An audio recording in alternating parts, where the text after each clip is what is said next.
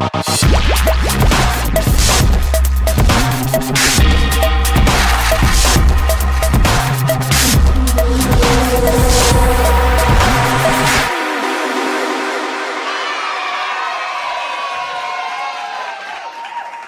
and welcome to All the Things. I am Monique Duson. And I am Krista Bontrager, and this is a show where we discuss all the things Related to God, the Bible, and real life. I don't know. I thought we were ready, people. I'm just switching it up a little bit. Okay, that's okay. Well, welcome. We are glad to be with you tonight. Happy Saturday. Do we need to do a take two? No, this is live. There's no take two. I'm just trying to make sure. You guys, we are so glad to be with you. We are going to talk about a very important topic tonight. Mm-hmm. We're going to look at human trafficking. But before we do that, let's do a little housekeeping. Tonight's moderators are the one and only Miss Elaine Voss and the one and only Miss Sylvia Oman. Yes. I was like, who will teach you the violin if you want her to.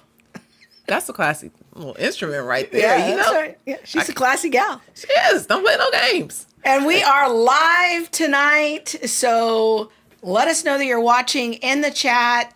Make sure that you hit that thumbs up because that really helps send out the show to more people. I know someone was chatting on the chat earlier, and they said that, this is, it's not a very happy topic tonight, but we're going to try to be hopeful. I think that was Elaine. Yeah, we're not just going to be all down in the dumps. It's going to be a good show. We're going to spread some hope. But I get what she's talking about. Like, it's a hard conversation to have. Like, no one's really trying to talk about, like, human trafficking. I think that's the kind of thing that's... Come to our party. Yeah, let's do this. But you know what? Yeah. We have such an awesome guest to speak about this topic. His heart is just... so soft and so beautiful in the times that I've physically met him in person and just his overall demeanor. Yeah. And so you guys are going to absolutely love him. It's going to be so good. But I agree with Elaine. Like, this is a bit of a rough conversation, but no better person to have the conversation with than someone whose heart is, one, just so for God. It's prayerful and just a servant's heart. And so, yes. Now, so... because we're live, you can also put your questions in the chat and we will integrate those into the conversation as we're able. Glad to see Seth and Natalie there. Hey, Seth. And Rachel and everybody jumping on. Jeff Davis is there. Love to see the family checking in. So make sure to let us know you're watching. Hit that thumbs up and interact with us. This is also a great opportunity to support the show.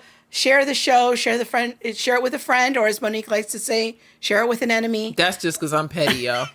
Let's keep it real. And this show is brought to you by the Center for Biblical Unity and the Theology Mom Podcast, Impact 360, and Family 210 Clothing. You guys, in fact, I picked a selection for tonight. Awesome. Create It to Reign. This is true. This is true. And so you can go to family210.com and you can search for the Created to Reign design. It's one of them that I designed, but you can get that there or customize it in your own color and size and get it shipped right to you. And about $10 of every shirt sale goes to support the ministry. There's other designs there too. Awesome. Family, guess what? You guys, oh my gosh. Next week, we are going to be at the Southern Evangelical Seminary National Apologetics Conference. We are actually going to present at SES, y'all. Like from the main stage. Y'all. They don't even know what they got into yet. they don't even know. I feel like somebody let in the hoodwink and bamboozle because we gonna have our shenanigans, but we are so excited. So if you're in the North Carolina area or like Rock Hill, South Carolina, that area, that vicinity, come hang out, come see us. We are going to also do a meetup there. So we would love to meet you and have an opportunity to hug on you and give you some family love. But y'all, we really gonna be at SES. We gonna be in them streets. Yes. So make sure you're signed up for the Center for Biblical Unity digital newsletter. The information on how to RSVP for the meetup will be in the newsletter. It goes out during the night. So if you're not subscribed, go do that right now. Plus, that's just the best way to stay in touch with us. The world is an uncertain place, and we just never know when we're going to be locked out of our social media.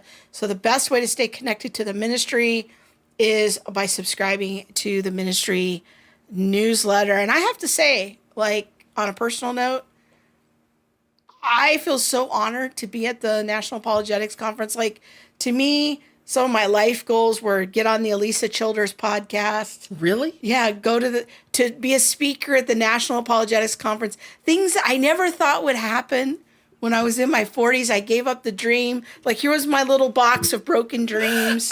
And now it's really happening. This is deep. I feel like we should be talking about this after the show. I didn't even know that SES was an institution until a couple years ago. Wow. Yeah. And God bless Auntie Elisa. And we're having a book come out. We are. All the things I never thought would really happen to me. Won't he do it? But I wanted them. Won't he do it, honey? This is where you say, won't he will. Not just I know. God is so gracious. I just say, can't won't believe. he will. Won't he will. It's not the same if a white person says it, I don't think. It can be. Okay. You just got to say, won't he will. Won't he will. That's not even a word. I don't even know what that means. You know, when we talk to Derek, we go ask. He know about won't he will. So, or maybe not. I don't know. What's the other I was going to ask announcement? Okay, the other announcement is that it's right there on the cue sheets. Well, I was going between two announcements. Okay. And I actually think I'll save that announcement for later on after our interview. I don't know how many of you have heard about what's happening in Israel. I woke up to news about Israel this morning, and they've declared war. That there's like a declaration of war. But then I've seen things that said, well, it's not actually war. It's just Hamas is really like PO'd and, has ruffled feathers. But I think there actually has been a declaration of war. Either way, declaration or not, please be praying for Israel. Pray for those who live there. Pray for their leadership. Just pray for the nation. Our brothers and sisters who live there. Our brothers and sisters who are there. The other image bearers who are there, whether brothers and sisters or not. Pray for them. We do have people that we are acquainted with who are there, who have given updates and things like that. But please be praying for Israel. So yeah, for sure. Okay, so for the month of October, we're doing a little special emphasis this month on human trafficking. And Lord willing, we're going to be doing 3 conversations this month, kind of trying to tackle the issue in a number of different ways. Tonight, we're going to be talking to our friend Derek Burton from the Orange County Rescue Mission. Now, for some of you veterans who've been around a while, you may remember our friend Brian Crane, who was the COO at the Orange County Rescue Mission for many, many years. Just this past week, it was announced that he's now the president. And yes, this is Brian Crane, the same Brian Crane that is Natasha Crane's husband. So they got a fancy family. They do. Go ahead. And so we've been continuing to have partnerships with them. And I was a volunteer there for about 4 years. And we're just super grateful to have Derek come on tonight and talk to us specifically about a newish, couple years old ministry at the Rescue Mission, helping to minister to victims of trafficking. And so we're going to hear about their very fine work tonight. Yes. So with that, let's bring on Derek. Hey, Derek. Hello, sir. Hi, how are y'all? Good. How are you? Good, good. Thank you so much for hosting me today. I really appreciate it. I'm honored, to be on the show. We are so glad to have you. Before we even go any further, if I say, won't he do it? What's your response? Won't he do it? That's number one. I know that's a song, but won't God do what he says he can do? That's right. See, that makes sense to me. Okay. Yeah. Maybe it's just me. Maybe I grew up in an area that just say won't he will. I don't know. Maybe that's a South Central thing. I don't know. Stop. Oh, sorry. I didn't mean to lay hands physically. Okay. So, Derek, tell us a little bit about who you are and what you do at the Rescue Mission. I'm the Chief Ministry Officer at the Orange County Rescue Mission. I oversee all of the transitional facilities and also the low income housing, that's associated with the Orange County Rescue Mission, and also oversee the emergency shelter. We do not own this shelter, but the city of Tustin owns it, and they have asked us to operate it. Of course, we have such a powerful impact in the community, so they wanted us to be able to um, operate it so that those that are out they're experiencing homelessness can be served properly. So, in the Orange County Rescue Mission, for a long time, people think of gospel mission ministry as primarily dealing with homelessness. Like helping people who are coming out of trafficking isn't necessarily the first thing that pops to our mind with a gospel mission ministry. Maybe we're going to get into some deep details later, but give us just sort of the big picture of what you guys do at OCRM to help minister to those who are coming out of trafficking.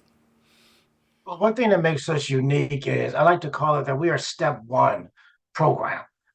So we will take those that want to be rescued out of the life, and we will take them right off of the street. We don't have them go to a hotel first, go to another program first. We will take them right off of the street, right out of the situation, right out of the motel or hotel that they're in. If they want to be rescued, we will take them right away and put safety measures in place so that they can start the road of recovery and healing that they're looking for. That's one thing that really makes us unique is most programs want a little time before they come into the program because of the trauma that they've experienced. But we will take them in the midst of their trauma right out of the situation that they're in. And that's huge because not every program is like that. Some programs you have steps before you can actually come into treatment, especially like an in-house treatment. And also the idea of security, and are they really ready to be removed or not in contact and relationship with their traffickers and things like that. And so looking at the fact that you guys will bring people in directly from the street really makes you unique in your work there. How do people get to you? How do people come out of trafficking situations? Well, we partner with outreach teams and organizations that are actually out on the street. They go on Friday nights and Saturday nights, and they go they call it the track. They'll go to the track where the ones that are experiencing, the victims. They'll go out there and they'll minister to them. They build relationships with them. And, they'll go out there and provide, the necessities that they need, while they're in their life. And then as they build in relationships, they'll ask them, hey, do you want to get out of this? And then if the lady wants to get out of it, then there's a system that is put in place, if you will. I'm trying to see if we should give the whole scenario. I don't know who's listening, but what they will do is they will give a code word to the lady, and then they will have a John come up. Well, they think it's a John, but the person that's in the car will give the code word to know that it's safe, and these are the people that are there to rescue them out of the situation. So when they hear the code word, they'll get in the car, and then they will come directly to us, and we will put things in place to make sure that they're safe. We have to wand them to make sure that they're not chipped, so they can't be tracked. We have to put their phone in a Faraday bag, just because a lot of times they have the location tracked. So we have to put parameters in place so that the ladies can be safe when they come out of the life. Go ahead, because you have way more experience with this than I do, so I don't necessarily know all the questions to ask. But I was just gonna ask: do you guys? Is it common to run into situations where either they are tracked, or you might run up and have like a John or a trafficker that wants to interrupt the rescue? I'm not necessarily right there in the rescue. We're on the receiving end, Mm-hmm. but we've had them where they at one time they will say they want to get out of the life, and then when it comes that time, they'll change their mind, Yeah. or they can see them talking to someone, and someone will come in and intervene Mm-hmm. and steer them away from the conversation, because they don't want them to get out. They want them to stay, Yeah. in the life because that's bringing in income for the trafficker. So they have things in place so that people are not talked to, so that the ladies are not talked to, so that nobody can convince them to get out of the life. What are some of give us a couple of typical scenarios of how people come into being trafficked? Because I think that there's a perception from some recent media that, people just get kidnapped off the streets and are forced into trafficking. And while that does occasionally happen, is that the typical scenario? And give us kind of some of the more typical scenarios of people that you work with. Yeah. The ones that we've worked with, we've never experienced anyone that had gotten snatched off the street. Usually the ones that have come to us, they were recruited out of the foster care system, or their parent or their guardian would, they may have been, on substance using substances, and then they would traffic the child in order to get more of the drugs that they're using.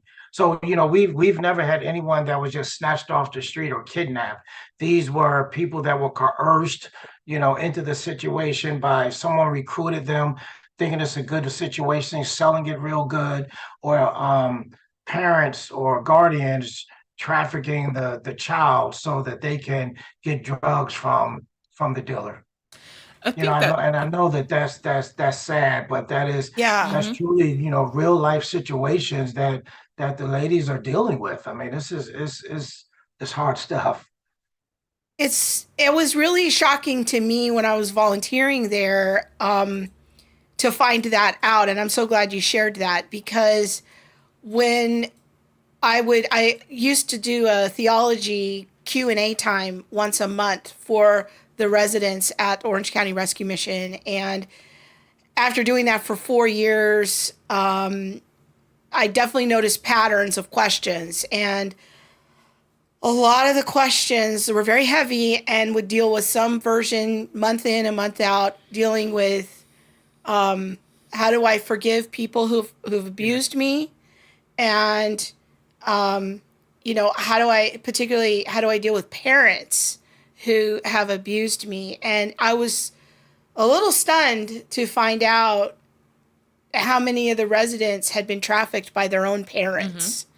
And I really honestly had no idea that that happened. And so here, me and my little suburban mindset, I'm thinking, I can't even imagine what universe that happens in. But the longer I was there and the more I saw that, it was just really heartbreaking. And I want people to have an understanding of how much brokenness there has to be, that not only the people that get to you are in, but even the people that have trafficked them. Like, for a parent to traffic their child, that's a lot of sad situations and very heartbreaking.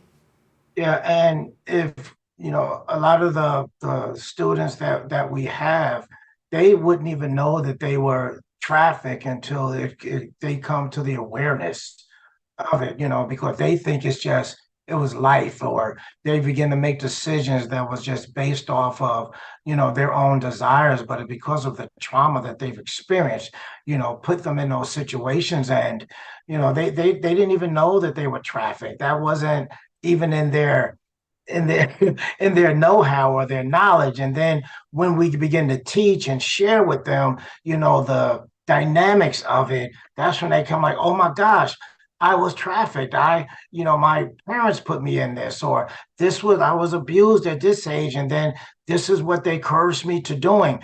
And now we have to begin to the healing process. And they're not in our human trafficking program. These are people that have lived their life. This is something that they've experienced years before, but Mm. just now coming to the awareness of, and now they just have to start dealing with it as they become adults. Yeah.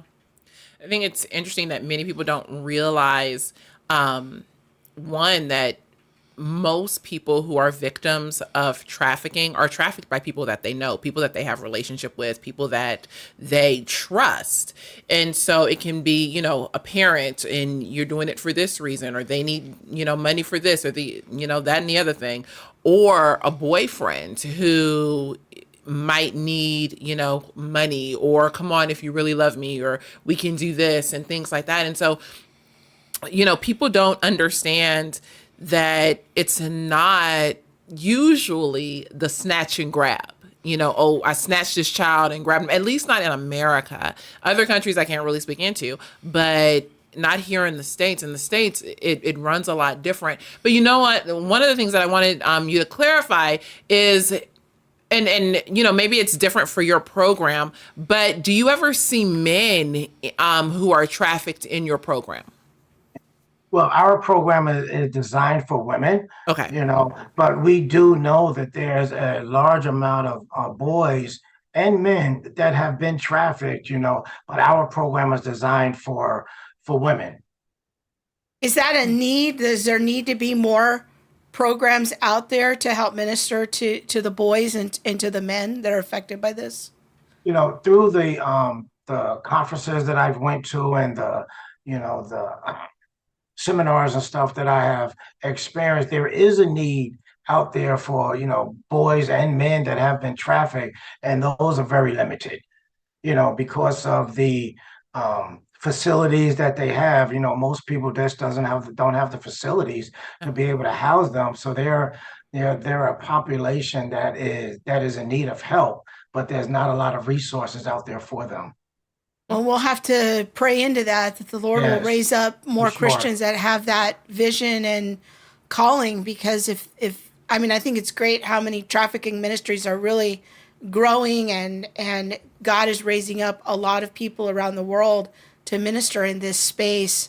But if that's a particular need that we need the Lord to raise up more people to minister to the men and the boys, we need to be praying into that. So that's good to know. Absolutely. Yeah. It's definitely a need, and the perversion that is there, is horrifying, that anybody that experiences this, whether it's a boy or a girl or a man or a woman that's experiencing this, it's horrifying and it's very traumatizing in their life.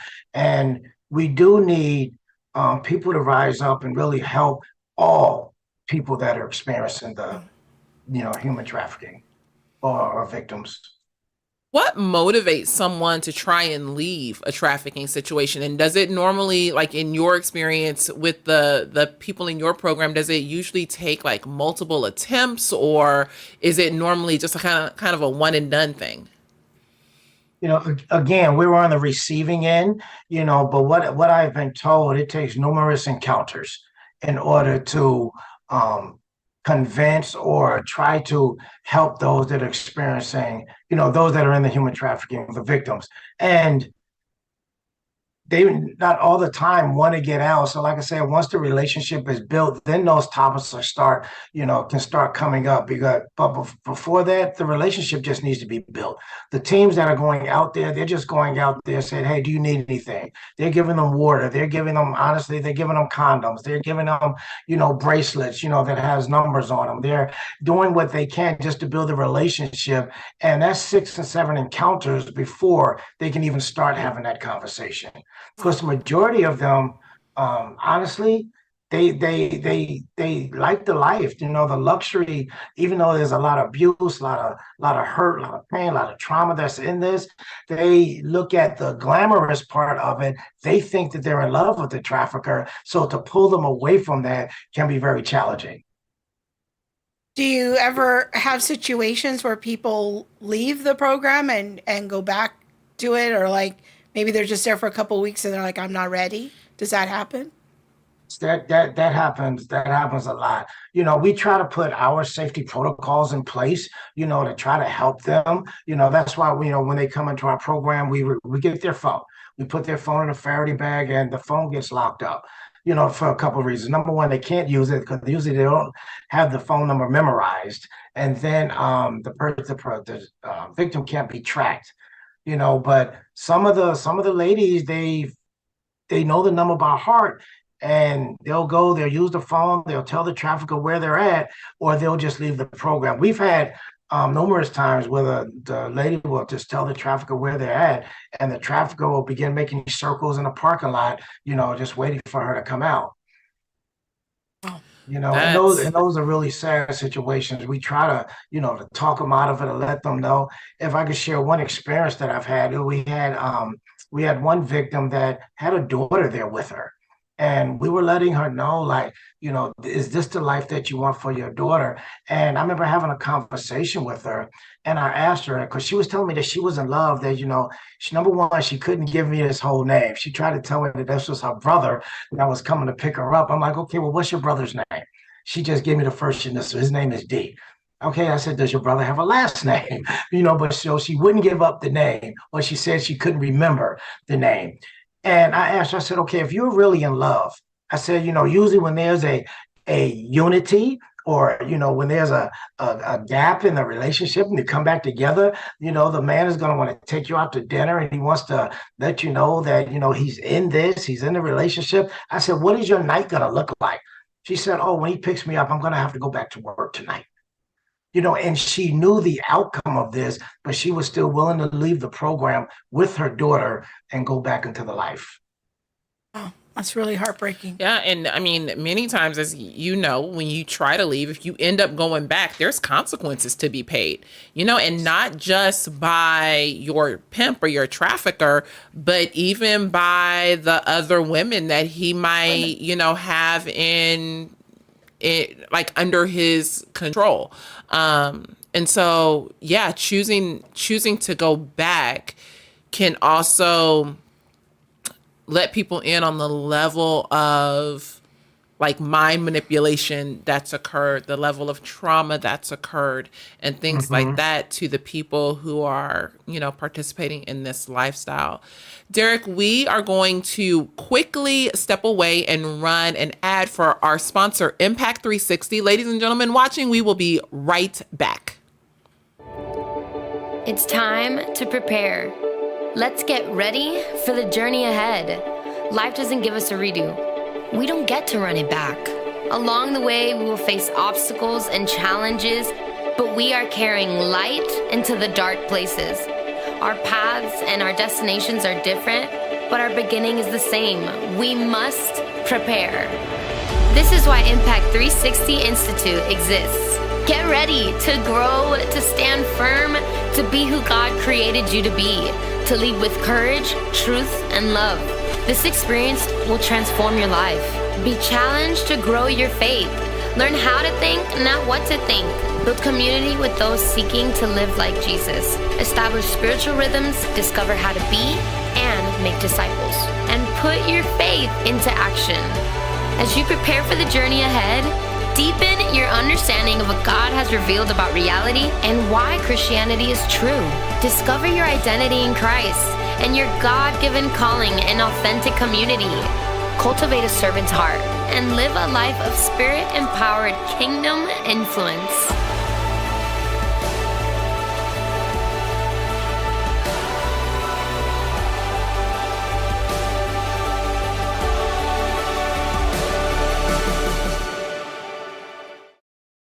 Once again, those are our friends at Impact 360. We encourage you, if you're looking for some support with your discipleship efforts with your teens in your house, they have a summer camp, and a 1 week summer camp, 2 week summer camp for high schoolers, and a 9-month gap year program for college students.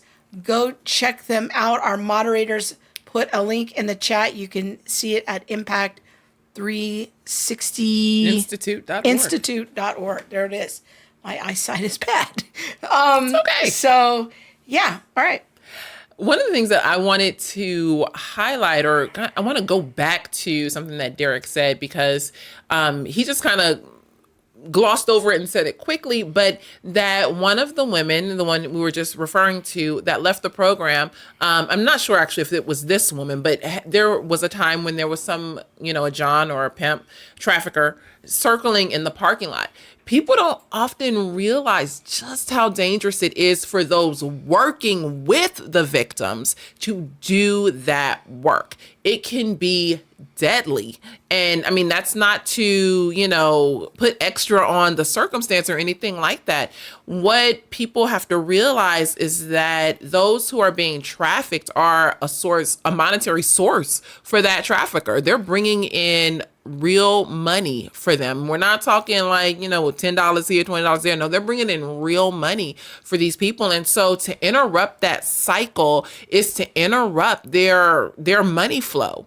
And people will become violent. They become angry. They see the trafficked victims as their property.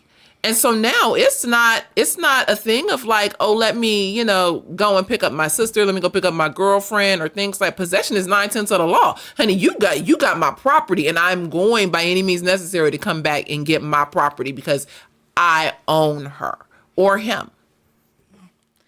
I don't know. Do you want to add anything to that, do you feel like I'm making extra of it? No, you're definitely not making extra. They make a trafficker can make $120,000 a year from one lady, so that's a lot of money, and one thing about it, that's why the trafficking industry has grown so much, because you have the gangs, the cartels, and all the people that are going from drugs to humans, because drugs you can only sell one time.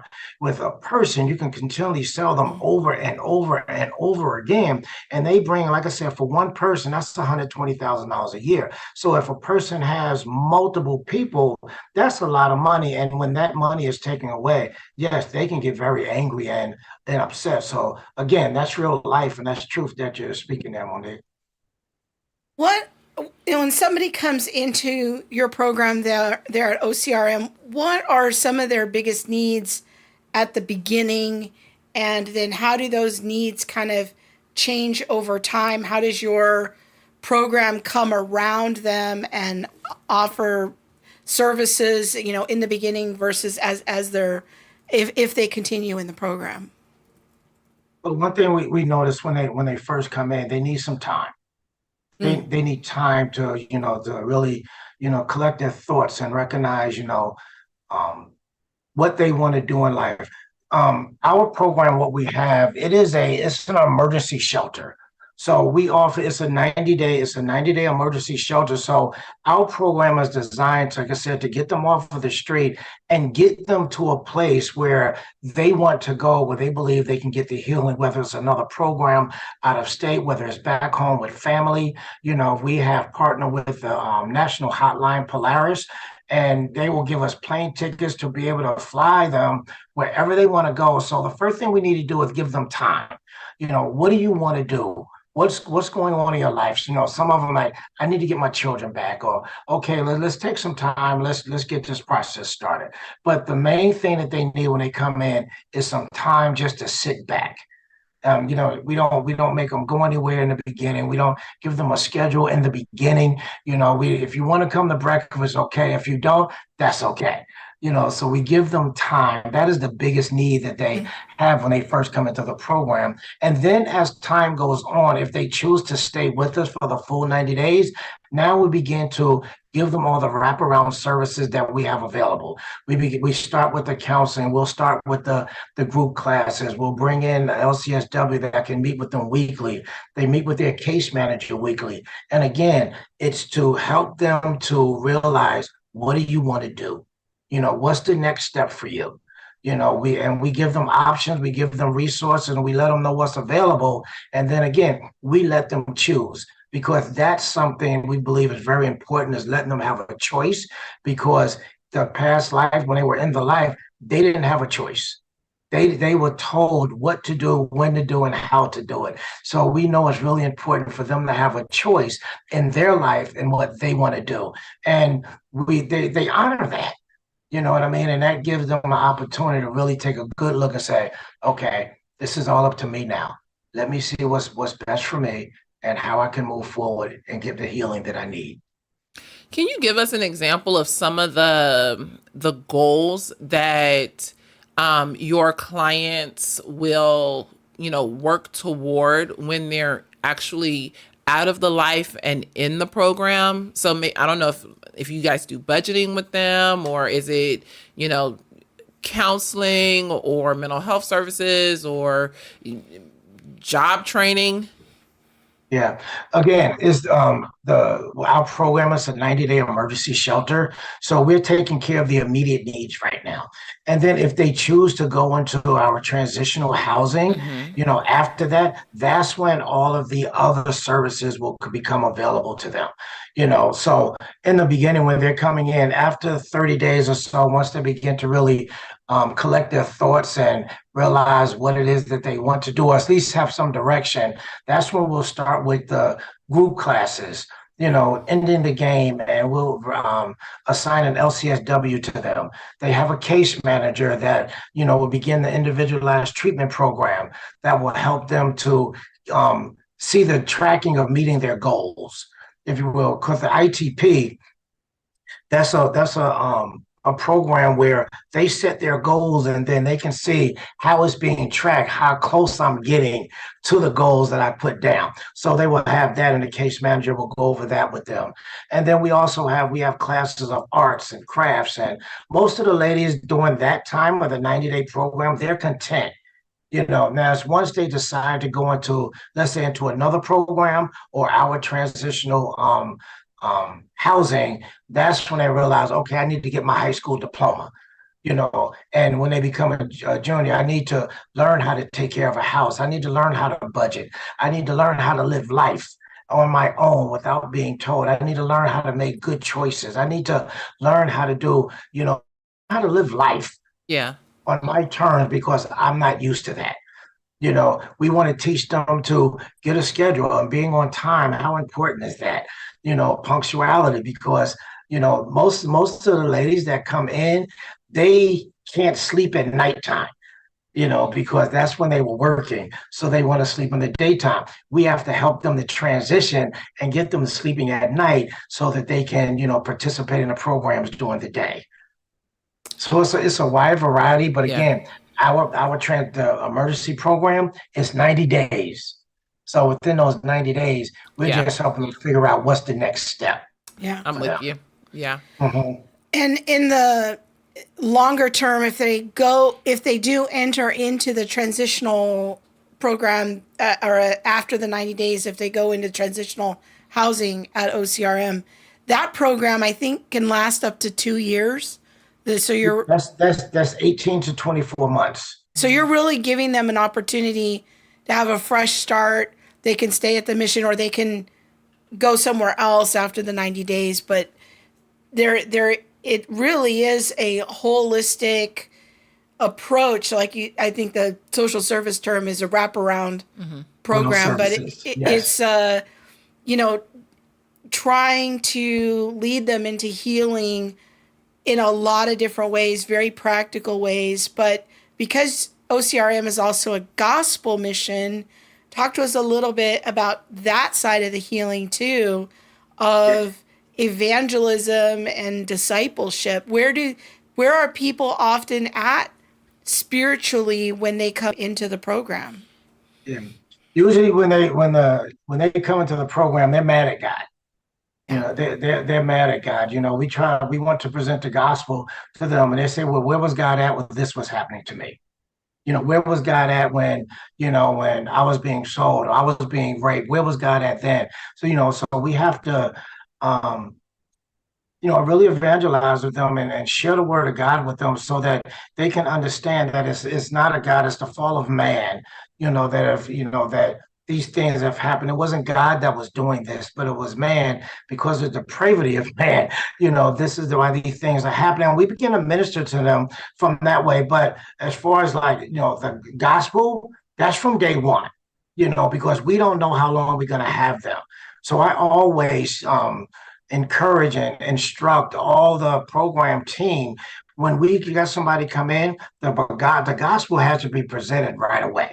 You know what I mean? Almost all the time when we're meeting them, we're talking about, Jesus Christ and the gospel, what God can do in their lives, because we don't know how long we're going to have it. We have them for a week.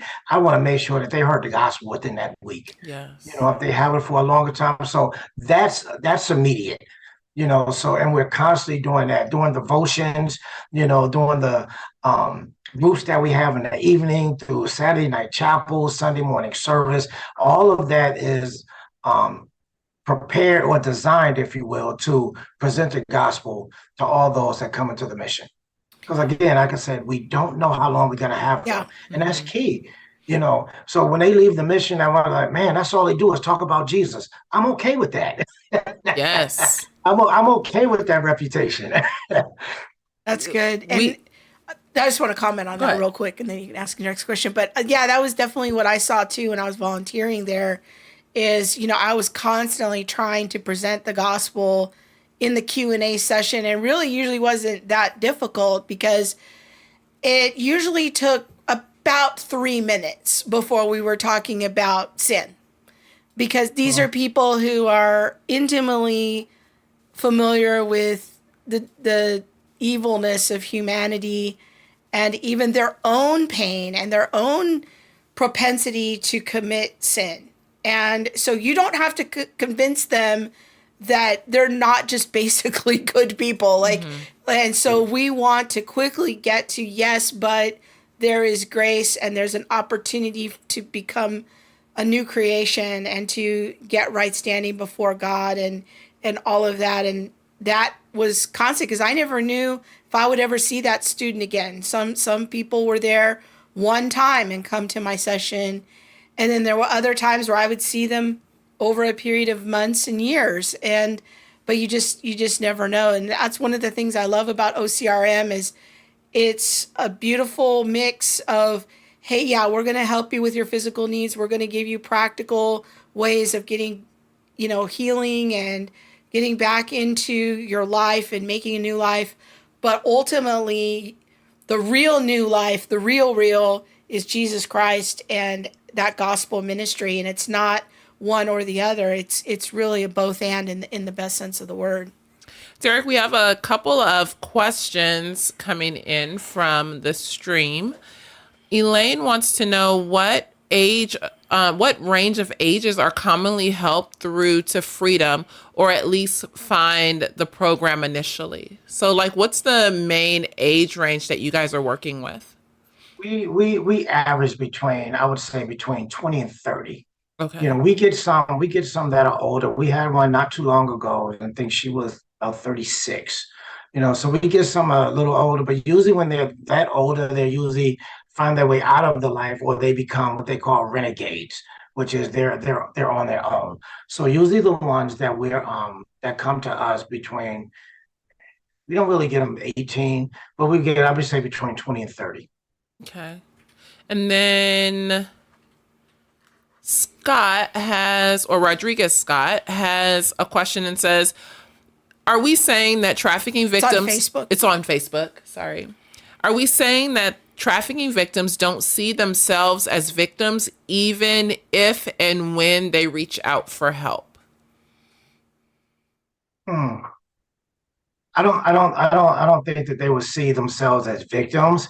They see themselves as hurt, because I put it like this: a lot of them have been so manipulated and deceived. They're doing it out of love. They're doing it out of love for the trafficker. So they don't look at themselves as victims, even though they have gotten hurt, they've been abused, they've gotten beaten up, and to them, they are still in love with their trafficker. So they don't see themselves as victims. They see themselves, like I said, they don't want to do this anymore. They don't want to continue to get hurt, but they're not victims. They just don't want to live like that anymore. Yeah. That's really good. What do you see as being some of the long-term impacts that people who come out of a trafficking situation, that these are some of the issues? I think you mentioned one already, they're mad at God often, but what are some of those longer term impacts that it's really a struggle for people to they're going to have to work through some things and as they're rebuilding their life. Yeah. I say, Krista, to just live life, because majority of the victims, they're getting to it at a young age. I know of some that started at the age of 11 and 12, and that's all they knew all their life. And they don't come out to their, 23, 24, 25. So they don't know how to live life. They don't understand, what it means to just, like I said, just to have the freedom, that most of us experience. And the trauma that they've experienced, they have to work through that because when they come out of the life, I mean, you have the PTSD and you have the trauma. So they have to work through all of that. They have to work through the emotion. They have to work through their feelings. They have to work through their fears. Then they're walking down the street. They're still scared that their trafficker is going to see them if they're still in the same vicinity. So that's not freedom. So those are the main things that they have to work through. Like I said, learning how to live life on their own terms because they've always been told what to do. And from a young age to young adult, they've been in the life. I know one thing that Brian told me once about the program, if they go into the transitional housing, as they make their way through the program, they're even getting potentially job experience. They learn how to, go to a job and show up on time. That's, I think, what you mean by learning how to live. They have to save money. They have to save a certain amount of money that the mission will help them transition into getting an apartment and they learn budgeting. These are the kinds of practical things that I think are behind your statement of learning how to live a life. Absolutely. And that's, like I said, with if they choose to go into our transitional housing, you're right. They will get a volunteer assignment where they have to go to every day, and we treat it just like it's a job. As far as like the surroundings, you take your breaks and you take your lunch. You report to your work supervisor so that they can have the work ethic. So when they leave us, they know how to properly engage when they get employment, or if they're going to school. We want them showing up on time. We want to make sure that they're studying. We want to, like I said, punctuality is key. We want to make sure they're showing up on time for things.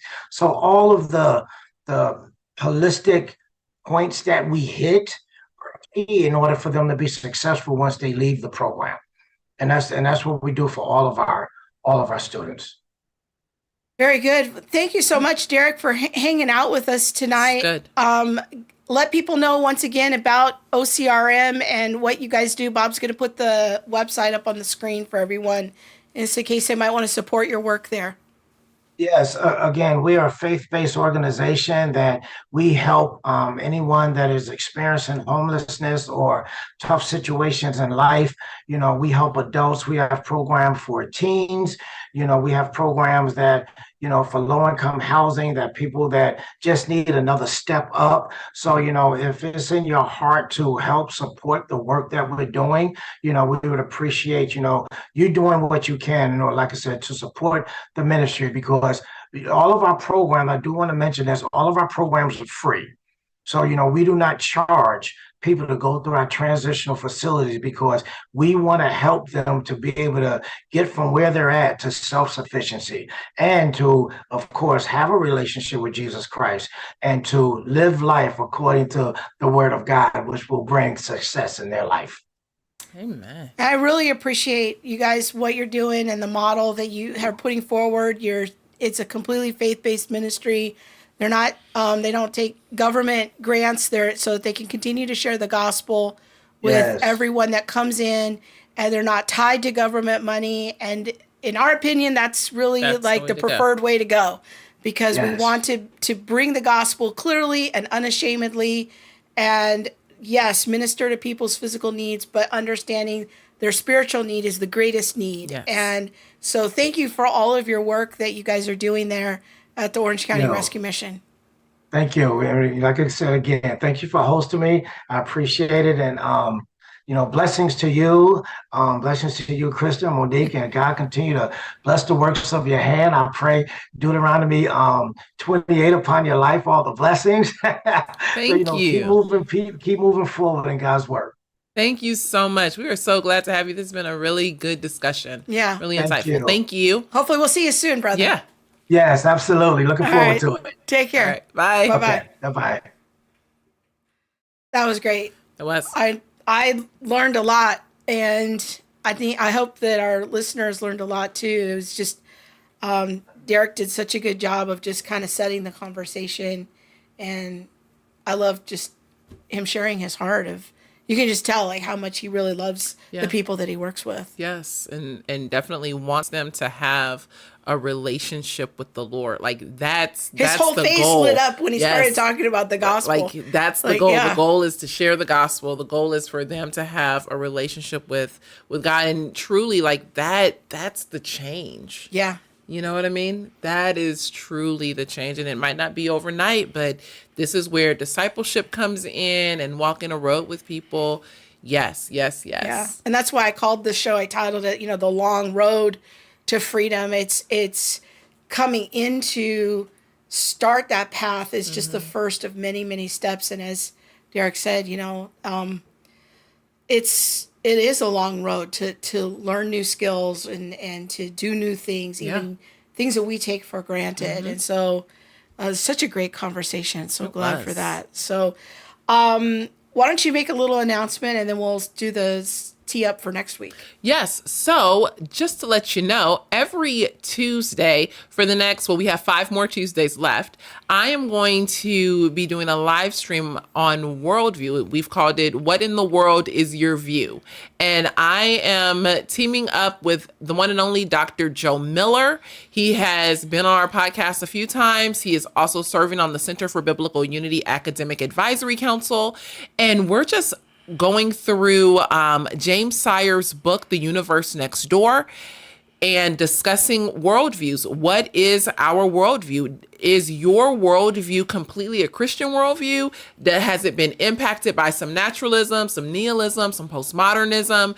What is the worldview that's primarily floating around culture today? Yeah. And so we're going through the book, The Universe Next Door by James Sire. If you would like to join us, it is a live stream. So you just join us on Tuesday afternoons at 3:00. 3:00 Pacific. 3:00 Pacific. Yes, thank you. We are going to be doing chapters 2 and 3 this coming Tuesday, which is on deism and naturalism. So part 1 is up there, which was the introduction and Christianity. Yes. So Bob had it up on the screen a minute ago, and you can go get it on the podcast if you want on Apple Podcasts. So if you already subscribe to the Family Meetings podcast, that's where we're uploading the Worldview conversations there. If you don't yet subscribe to the Family Meetings, go just type in Center for Biblical Unity on your Apple Podcasts, and it'll come up and you can hit the subscribe. And then you'll get the family meetings when we're in town, and you'll get the special Worldview series. Yes. So check it out. It is, I think, going to be a very helpful conversation. It's 6 weeks. We've already completed week 1. We have 5 more weeks to go. And it will really, like, as I read through this book, it really opened my eyes up to places where I was like, oh, I didn't realize that when I believed this, that was more of a naturalistic worldview. I didn't realize, this so you wasn't had a little completely Christian. syncretistic worldview. Of Well, mixing. I think many people do, because Yeah. we're not having this distinct conversation in churches often about worldview and what are the competing worldviews. What do they believe? Why is our worldview better and different? And why does Christianity and how does Christianity answer some of life's fundamental questions that other worldviews answer drastically different? And so join us on Tuesdays at 3 p.m. Pacific on YouTube and Facebook.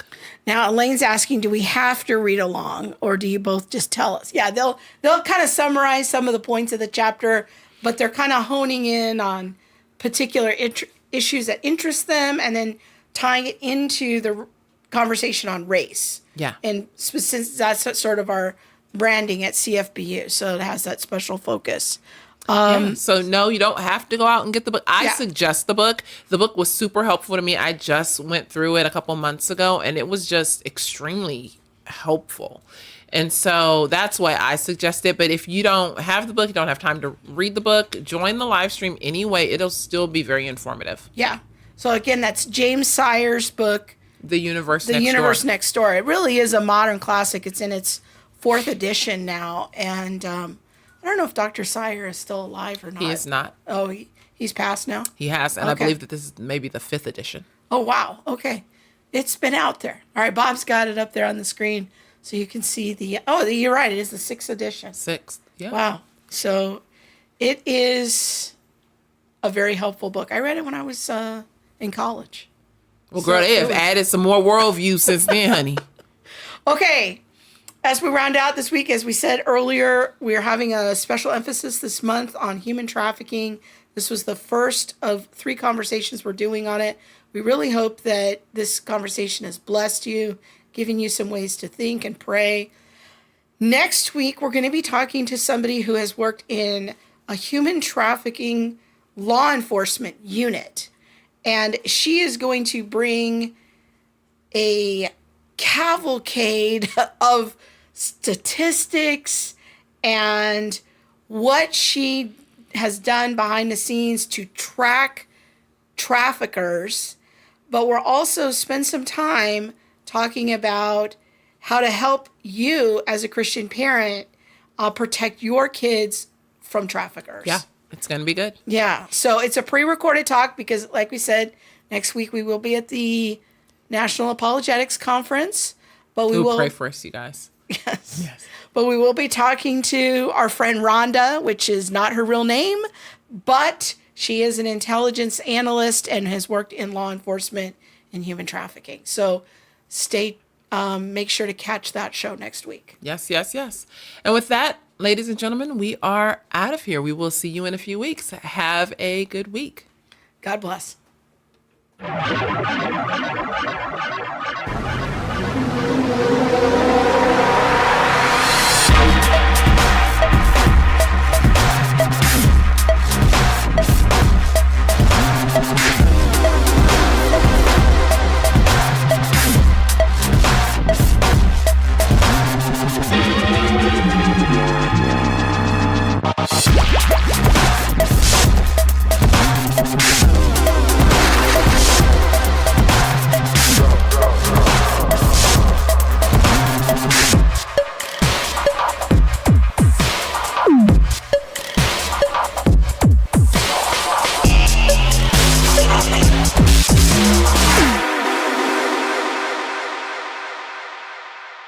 There's nothing like